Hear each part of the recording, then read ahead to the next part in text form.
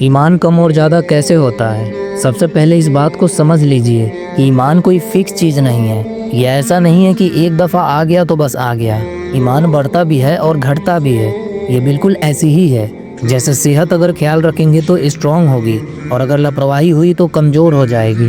ایمان اللہ کی یاد سے بڑھتا ہے۔ جب آپ قرآن پڑھتے ہیں، جب نماز میں خوشی ملتی ہے، جب اللہ کا ذکر زبان اور دل پر ہوتا ہے تو ایمان کو غذا ملتی ہے۔ پھر دل نرم ہوتا ہے اور گناہ سے نفرت پیدا ہوتی ہے اور اللہ کی اطاعت آسان لگنے لگتی ہے۔ یہ ایمان کا بڑھنا ہے۔ اور ایمان گناہ سے کم ہوتا ہے جب بندہ بار بار گناہ کرتا ہے بنا شرم کے، بنا توبہ کے، تو دل پر ایک پرت سی چڑھ جاتی ہے۔ پھر نماز بھاری لگتی ہے، پھر قرآن دور لگتا ہے اور اللہ کی بات دل کو چبھنے لگتی ہے۔